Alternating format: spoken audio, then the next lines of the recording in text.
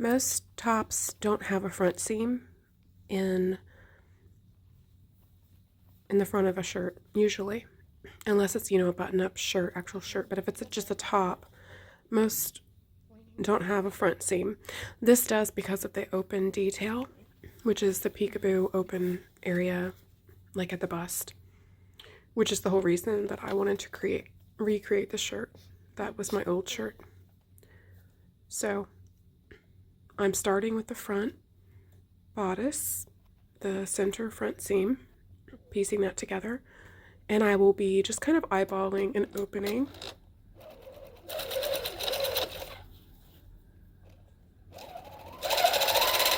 I decided to go ahead and kind of upload the whole video of me sewing for anybody out there who just wants to see the process.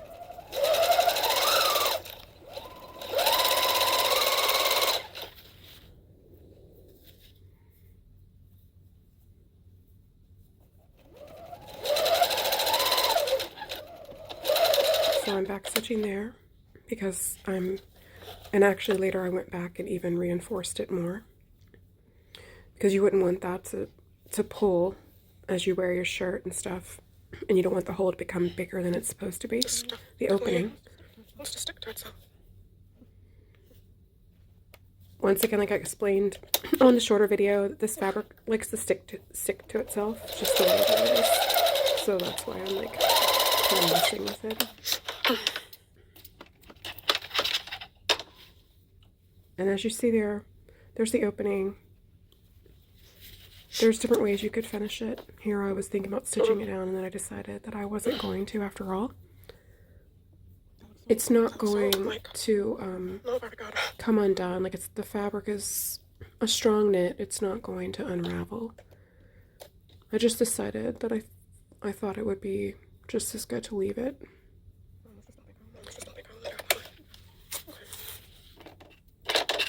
So when I'm sewing, I often will work from the bottom up. So I'm usually starting at, like with these pieces, I'm starting at the waist and sewing up toward the neck.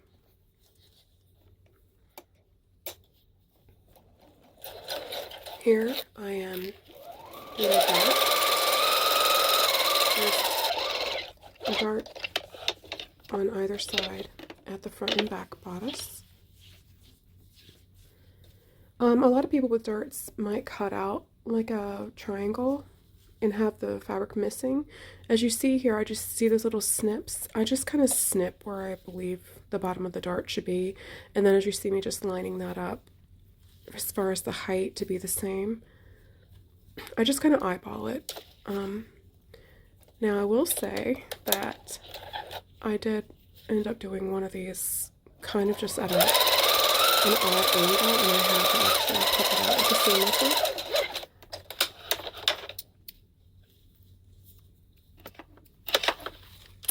There's just different ways of doing things, and once you have been sewing for a long time, you just often will kind of take shortcuts that more of a beginner sewer would be scared to take.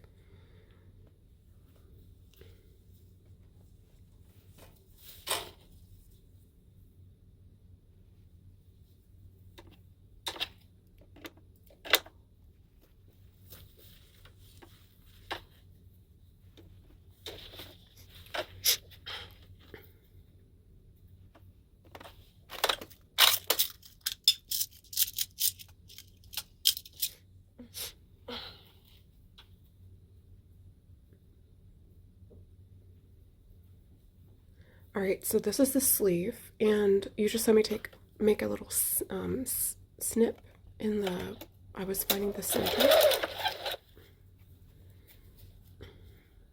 And the center of the sleeve top would be matched up with the shoulder seam of the front and back bodice, if that makes sense. This is not a puff sleeve, and this is a flat construction, so it's a little bit different, actually.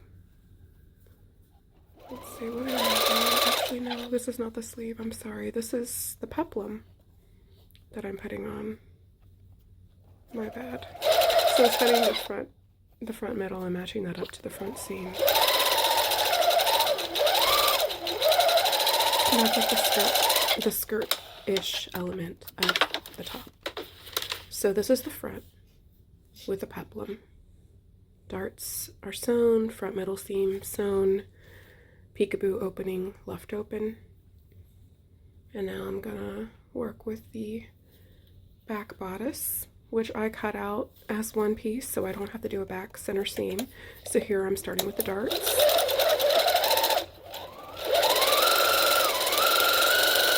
And I believe it was the second one that I ended up kind of putting in at kind of a funny angle. And so I went ahead and picked it out. So, you know, for someone who would, you know, do things more carefully, you know, tailor's chalk or even just regular school chalk, or pencil, things like that can be used to mark your fabric exactly where you want to put the dart.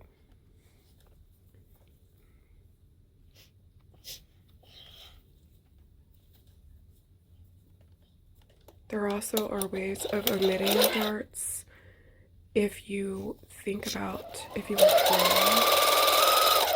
drawing the shape of the shirt bodice, kind of angling in the sides, angling it into the waist, you can kind of change the angle and not have to worry about a dart.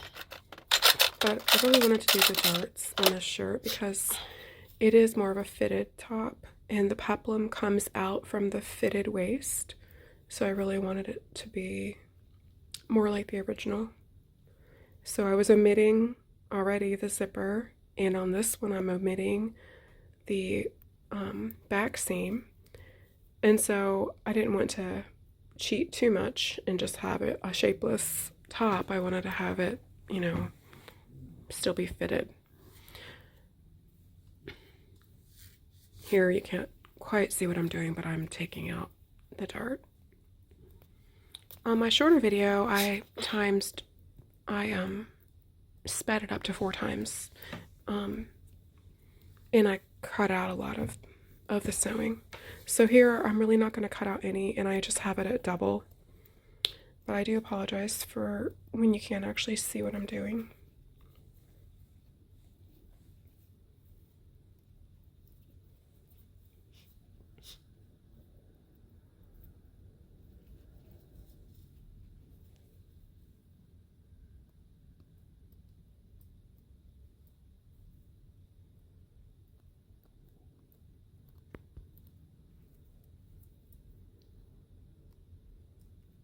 So I think it was about an hour and 15 minutes total of sewing time, which is not bad.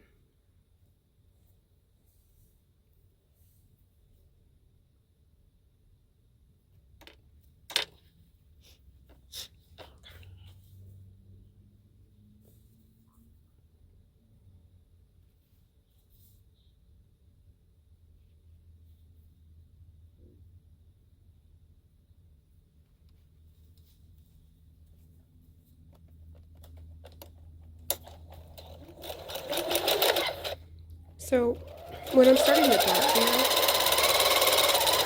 I have it at a seam, like the stitch length. I think I had it about at 2.5, which is quite tight, working with this knit.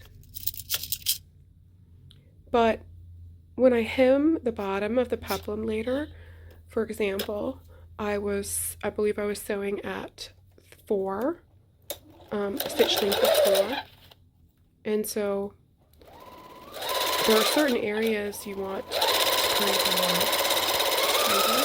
tighter fit together.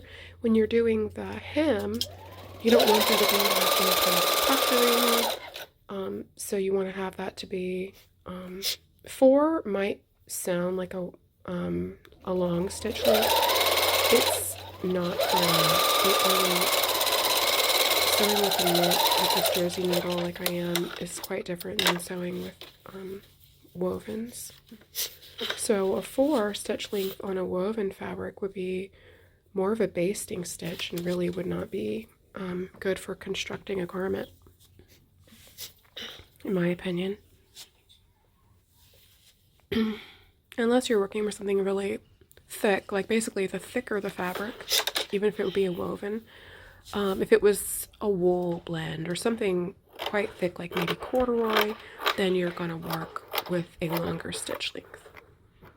Here I am cutting, it's not on the bias, but it would be the technique that we called bias binding.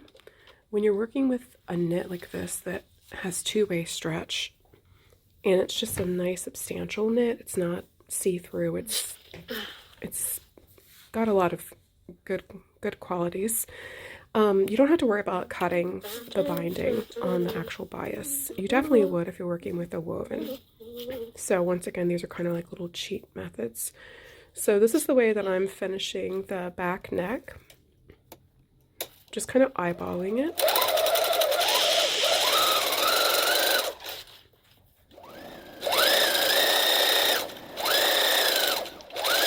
I don't cut the length exactly to match. I leave it longer on purpose, and then I just trim off the extra. To me, that works better than if I were to, let's say, measure it. Let's say it was 8 inches long, and then I tried to cut the binding 8 inches long.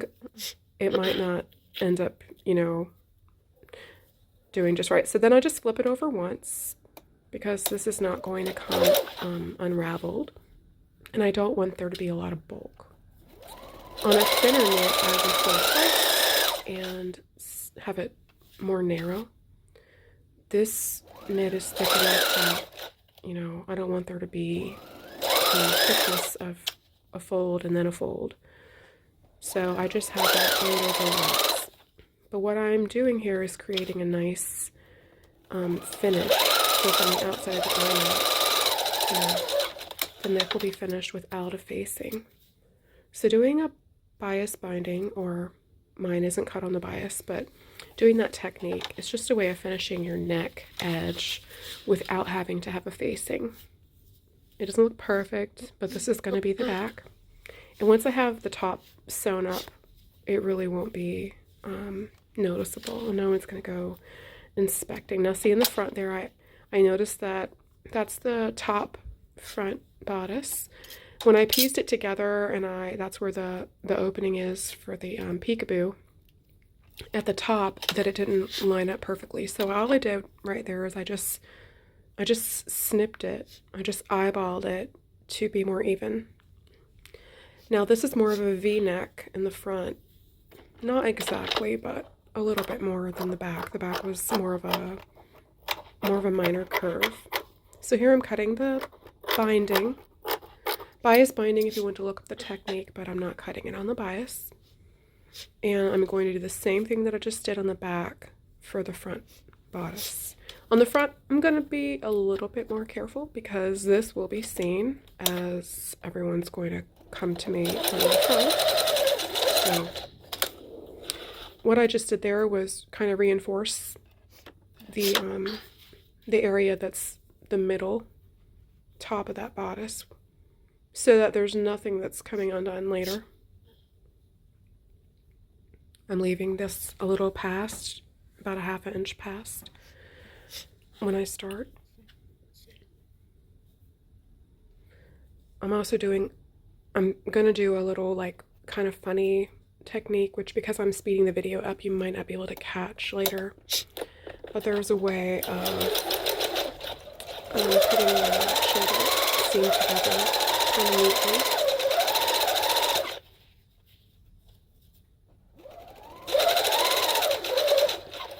Now you see me slow down. That's the middle where it's crossing a seam, and I put it at a shorter stitch length for just a few seconds there to kind of reinforce that front.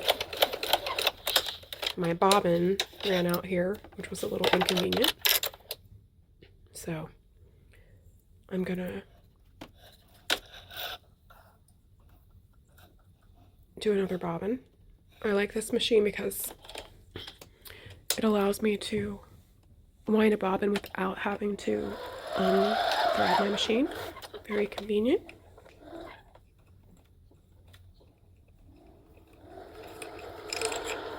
It's probably the nicest machine I've ever had. I've had it for probably about 5 years, and I bought it when I was about 10 years old. I probably paid $300 or maybe even a little less. I got my daughter one that was just a grade above this one, and I know I paid $350 for hers, but it was more of a gift, something that she can use for a long time, and she does a lot of sewing. These machines would have been, these are Husqvarnas, but they would have been like quilting machines originally, and they would have gone for like well over $1,000 when they were new. You can still find them on eBay. It makes sewing knits and just sewing in general, it just makes it so much more of a pleasure instead of like a drudgery when you have a good machine that isn't giving you a hard time. This is just a really great machine. Especially with the way this knit wants to like stick to itself and all. Okay, see that bias binding there? I don't have it stitched down yet, and I'm kind of encapsulating the back, and I'm folding it over. And what it's going to do, I'm trying to see and make sure before I do it that it's right, and it is. What it's going to do is just kind of give a neater finish at this is the shoulder seam. I'm going to trim off the extra so there's not a lot of bulk in there, and then I believe I'll be showing what it did. It just created a nice finish there. And now I'm going to do the other side. And I'm making sure that I'm doing it right. That's why I keep kind of opening it back up and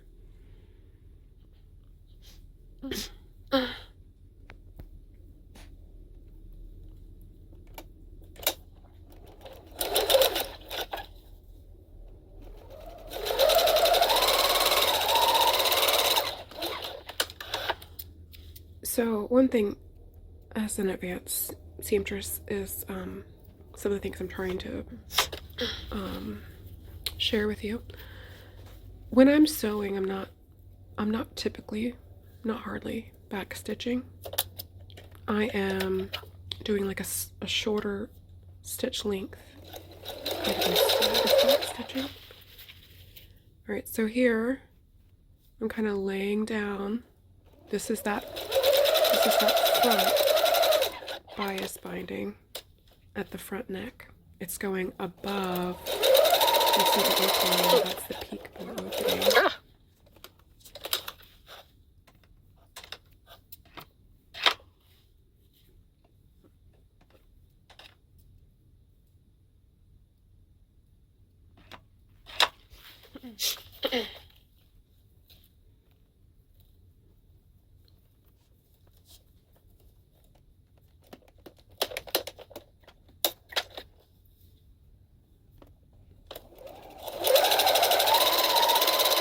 That's the peekaboo opening right there that I'm getting ready to cross.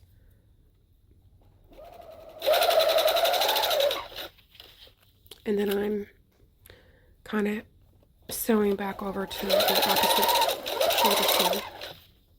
And I've already sewed down this binding for the back previously.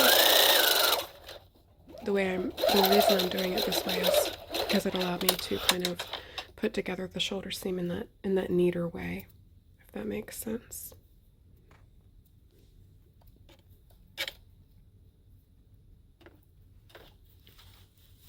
So now I basically have the peplum sewed on to the front and back bodice. The neck is finished. I don't have any sleeves. I'm also stitching down here. It's called Stitch in the Ditch, but I'm stitching down right there just so that that lies really flat when I'm wearing it. So here, the back bodice is slightly, at the shoulder seam, it's slightly wider, and I'm just grading it. I'm just, you know, trimming. I'm not trimming off a lot. I'm angling that out, and I'm not scared. For one, it's because it's a niche, and I know that I have plenty there just to trim off that edge. So you want things to be even and neat, but you have a little bit of workability. So now this is the sleeve. So I'm working in flat construction. So there is nothing in the round yet. That is the underarm and the corner of the sleeve, like the corner of the round part. And you're sewing with the good sides of the fabric together, like you have for the whole shirt. So I'm kind of matching up the other end and putting a pin in there. And then, because I'm working in flat construction, I'm going to just kind of I have the sleeve on top. I'm kind of finding the middle, and I'm just kind of holding the top of the shoulder seam and kind of just moving it sleeving. The old-fashioned sewing was always to work in the round, and you would have had a circle that you were working with, basically. A circle of a sleeve and a circle of an armset, and you'll be putting them all together. This makes it a world easier to ease your sleeve in. Different kinds of sleeves are done differently. This is not a puff sleeve. It doesn't have any gathering or pleating at the top. And primarily that's because this is a knit and this does not need all that extra.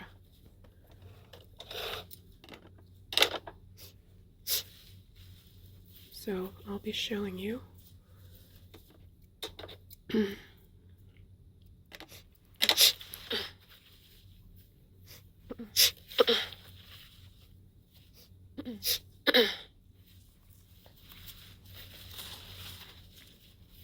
Okay, so now I'm gonna finish.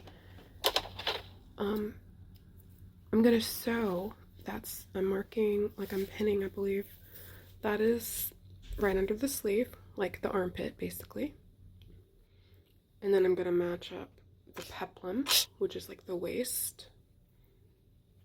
And I'm gonna kind of sew it all from the bottom of the peplum all the way to the wrist. So that's the bottom of the peplum, or bottom of the shirt on the one side. And I'm gonna sew it all the way up to the wrist. It's wanting to stick to itself, and it's giving me a hard time. That's what I'm kind of messing with it.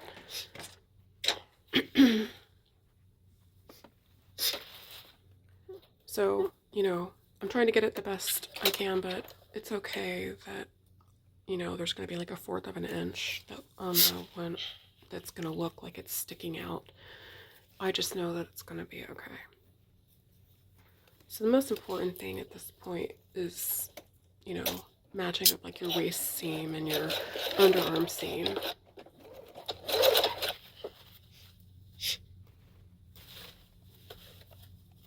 And if you've done things right to this point, things are going to line up within reason, and you're not going to have, you know, any major discrepancies. So that's the underarm that I'm going to come to right there. And so now this is the length of the sleeve that I'm sewing, which is going to be underneath the arm. And at a certain point, I decide right here, I'm going to go ahead and hem the sleeve. Instead of needing to hem in the round, I'd rather hem flat construction. I love working in flat construction. So I'm just doing a very simple hem.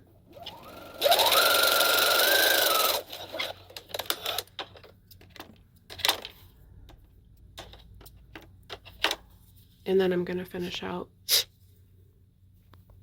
the rest of the sleeve. I'm going to make sure that the sleeve lengths that are, as I sew this together, there's not going to be one side, one part of the hem that's longer than the other. I'm going to be really careful to make sure I'm holding that. And I'm just going to like, there's ease with the knit, and so that's why it kind of looks like I'm pushing. I am somewhat pushing on the top there. And then, like I said, you know, I put it at a smaller seam stitch length to make it stronger. And then I did that stitch here just a little.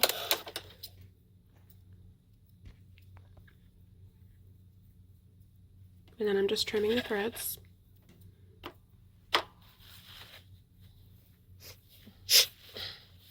And then I'm going to do the same thing on the other side. So if I would have just tried the shirt on after only doing one side, I would have had one side where the sleeve and everything is all the way fixed and the shirt looks like normal, and then the other side would have just been like a big flap. Once I do the same thing on this side, the shirt is almost done, and the only thing that will need to be done is it will need to be hemmed. So the neck is already finished. Here I'm starting, once again, like I said, I like to start at the bottom, so starting from the bottom of the shirt, which is the bottom of the pocket on this side, after my waist seam there.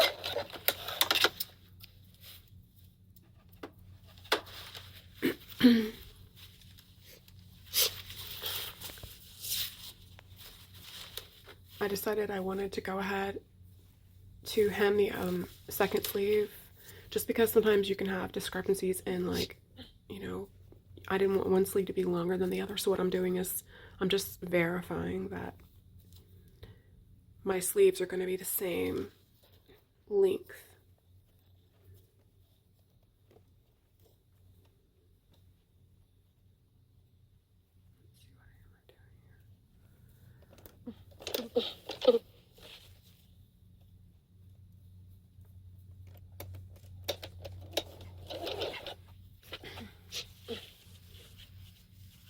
I think I lied. I think I hadn't put this is the second sleeve.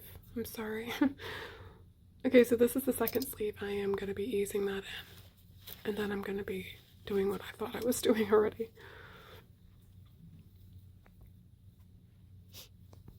Okay, so this is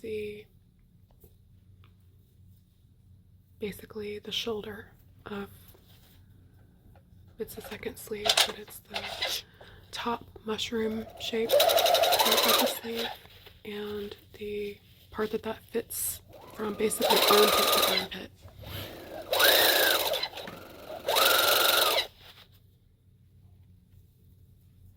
I'm also, you see, I'm making sure nothing, the peekaboo part was close, and it could have gotten caught. You have to like watch when you're sewing that nothing is getting like caught underneath where you can't see it.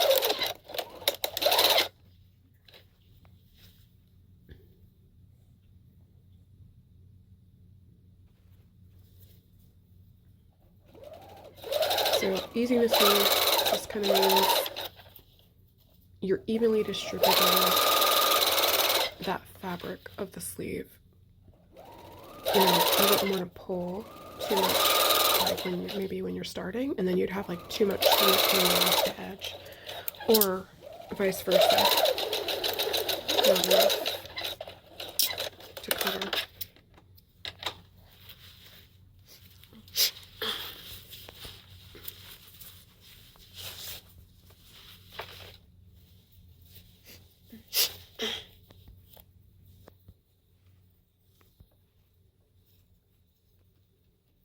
Okay, so here is what I thought I was showing you a few minutes ago. I'm making sure that the sleeves are the same in length, and that the amount I'm going to hem on the second sleeve is going to give me two sleeves that are the same length. Because that would be something that would definitely bother me if the shirt was finished and I was wearing it, and one sleeve was like, you know, an inch longer with the finished garment, that would definitely bug me, and it would be a pain to have to undo like several seams to get it right. So this is when you want to make sure you're getting it right, just when you're putting it together.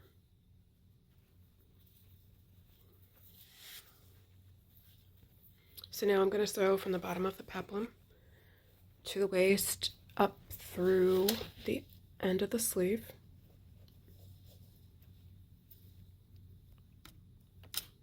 I think I'm actually starting here at the waist and not doing that bottom peplum because it was sticking together so bad, and then I just went back and did the from the waist to the peplum from the other direction.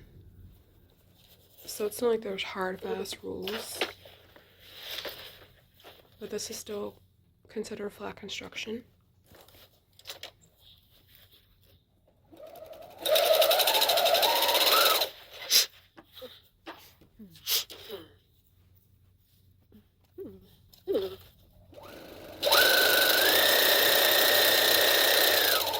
If you buy a store-bought pattern, typically it's going to have a 3/8 of an inch seam allowance. No, 5/8. No, can't remember now. But remember, this is just me recreating a shirt that I had liked. So I'm using kind of the presser foot of the machine as my seam allowance. If you see on the right edge there, the right edge, usually you would have more fabric to the right of your presser foot when you're sewing if you're using a store-bought pattern.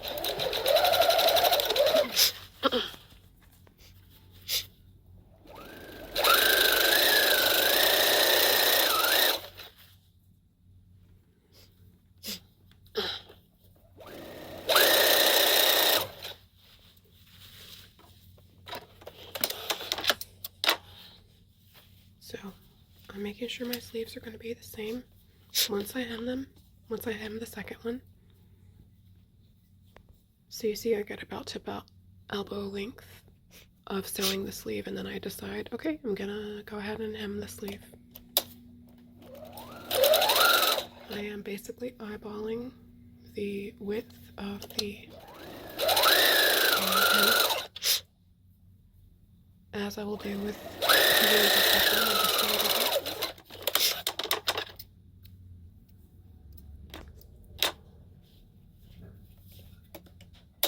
and then, like I said, just giving, some detail, intention to making sure that this one side isn't going to be longer than another. When I get down to the edge, I'm going to be making sure that everything is, even. That's why I'm holding that there at the bottom with my fingers. I'm taking these pins.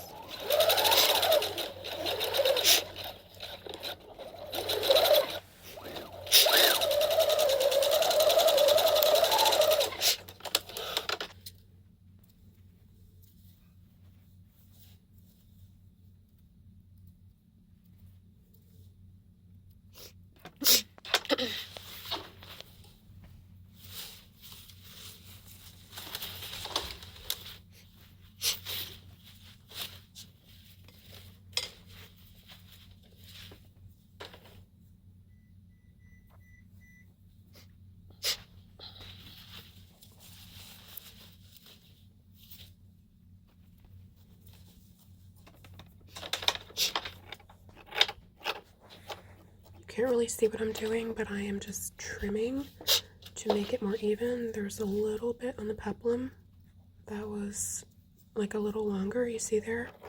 There's just 1/4 of an inch or so, and I'm just kind of grading that so that when I go and hem it, because I'm only turning it up once, I don't want there to be an unevenness on the inside of the shirt like forever, so I just grade it before I start. I'm also trimming that seam allowance a little bit more narrow.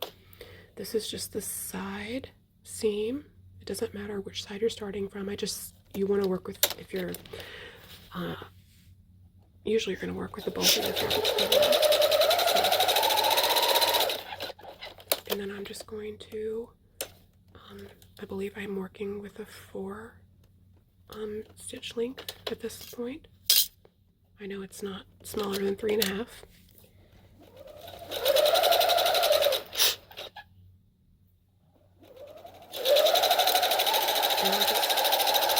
I'm working with a curved hem.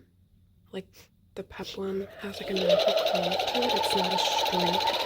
It's not a straight line, it's a curve.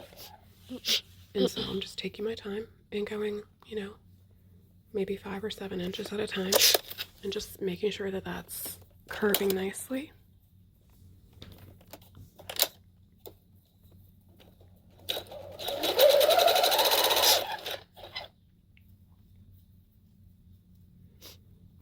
And because I've already finished the sleeves and the neck, and I don't have any faces, so there I'm about halfway, and I'm just completing basically a circle. It's the whole bottom peplum. It's the whole bottom, if you want to think of it. So I'm doing it all in one pass.